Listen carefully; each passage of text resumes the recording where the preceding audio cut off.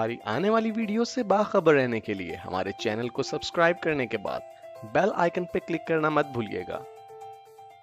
बिस्मिल्लाहिर्रहमानिर्रहीम। Dear students, welcome to IT series tutor channel.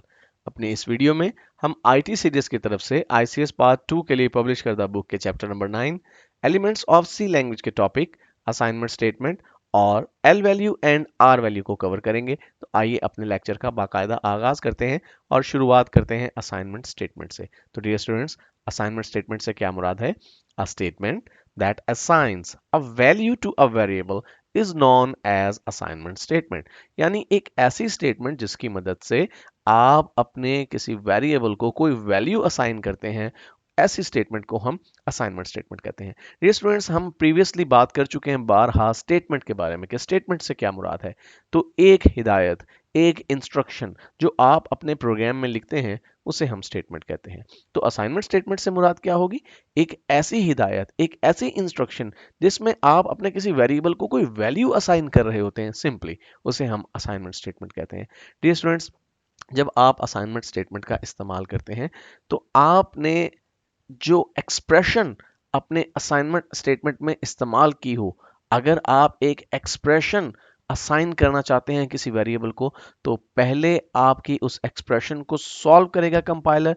जो result produce होगा वो रिजल्ट बाद में आपके इक्वल साइन के लेफ्ट साइड पे मौजूद वेरिएबल को असाइन किया जाएगा। लेकिन ये बात जहन में रखनी है आपने कि पहले एक्सप्रेशन सॉल्व होगी। ये मैं सिर्फ उस सिनेरियो में बात कर रहा हूं जब आप डायरेक्टली कोई वैल्यू असाइन करने के बजाय कोई एक्सप्रेशन इस्तेमाल करते हैं किसी वेरिएबल को कोई वैल्यू असाइन करने के लिए।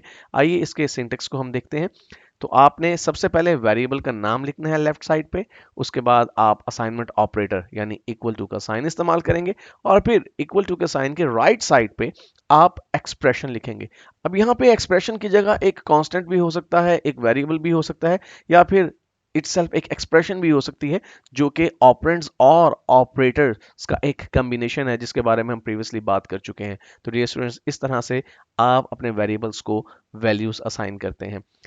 अगर हम एग्जाम्पल की बात करें तो a इज इक्वल टू 100। अब पहले एग्जाम्पल में आप वेरिएबल a को जो वैल्यू असाइन कर रहे हैं वो 100 है, तो लेफ्ट साइड पे आपने वेरिएबल का नाम लिखा, फिर आपने इक्वल का जो साइन है वो यूज किया और राइट साइड पे आपने डायरेक्टली एक वैल्यू असाइन कर दी है। अब इस सूरत में आप वेरिएबल को एक डायरेक्ट वैल्यू असाइन कर रहे हैं। दूसरे एग्जाम्पल में देखिए c is equal to a plus b।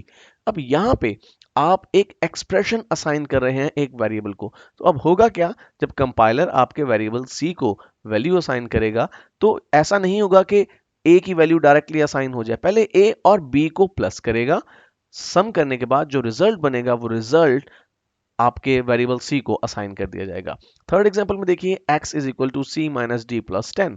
अब यहाँ पे भी एक एक्सप्रेशन है जिसमें दो वेरिएबल्स हैं और साथ ही एक वैल्यू भी आपने इस्तेमाल की है। तो पहले ये expression c minus D plus 10 solve होगी, उसके बाद जो रिजल्ट बनेगा वो रिजल्ट x वेरिएबल को असाइन कर दिया जाएगा। तो डियर स्टूडेंट्स, अब हम बात करते हैं l value and r value की। अभी हमने असाइनमेंट स्टेटमेंट की बात की और हमने देखा कि इक्वल के साइन के लेफ्ट साइड पे एक एलिमेंट मौजूद होता है और एक एलिमेंट इक्वल टू के साइन के राइट साइड पे मौजूद होता है। तो एल वैल्यू से क्या मुराद है? An L value is an operand that can be written on the left side of an assignment operator. यानी इक्वल साइन के लेफ्ट साइड पे जो भी आप ऑपरेंड यूज कर रहे होते हैं उसे हम एल वैल्यू कहते हैं। और आर वैल्यू से क्या मुराद है? बेसिकली एल जो है वो लेफ्ट का शॉर्ट फॉर्म है और आर राइट का शॉर्ट फॉर्म है। तो an R value is an operand that can be written on the right side of assignment operator. तो एक ऐसा ऑपरेंड जो आप इक्वल साइन के राइट साइड पे इस्तेमाल करते हैं उसे हम आर वैल्यू कहते हैं।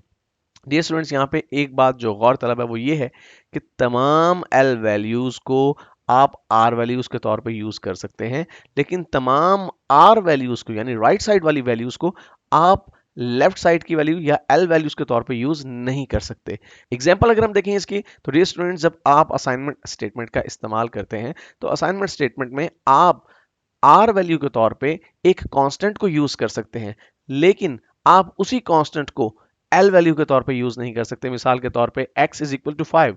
अब इस एग्जांपल में आपकी जो एल वैल्यू है वो x है जो कि एक वेरिएबल है और इक्वल टू के साइन के राइट साइड पे जो आर वैल्यू है वो 5 है। अब यहाँ पे ये एक नंबर है, ये एक डिजिट है। अब आप कभी भी किसी डिजिट को एल वैल्यू के तौर पे यूज नहीं कर सकते, लेकिन वेरिएबल्स का इस्तेमाल आप असाइनमेंट के लिए कर सकते हैं, यानी वेरिएबल्स को आप आर वैल्यू के तौर पे यूज कर सकते हैं। जैसा भी हमने बात की कि 5 is equal to x is not a valid expression, यानी आप 5 को एल वैल्यू के तौर पर इस्तेमाल नहीं कर सकते।